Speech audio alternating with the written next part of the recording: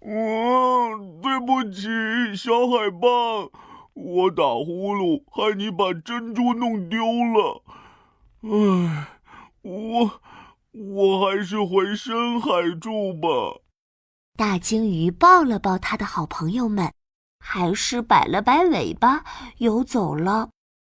他游啊游，游啊游，路过了一片海草农场。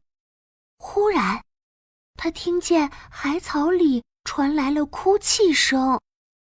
哦，是一只小水母。哦，小水母，你怎么哭鼻子了？农场的海草总是被偷，你看，我种的海草只剩下这么一点了。别哭了，我来陪你一起看着海草吧。好困啊！小水母，你是不是困了？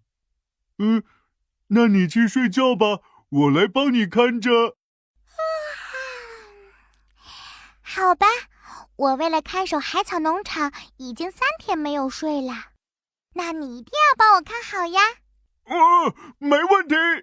大鲸鱼躲进海草丛里，只露出2个大眼睛，左看看，右看看，生怕海草又被偷走了。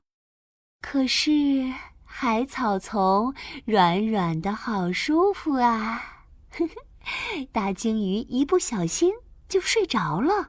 呼噜呼噜，一群小虾米正靠近海草丛。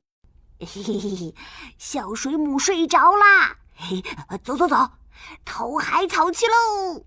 突然，海草丛里传来一阵阵巨大的声响，呼噜呼噜，那声音比天上的雷还响，比地上的火车还要吵，震得海水一阵一阵向外流。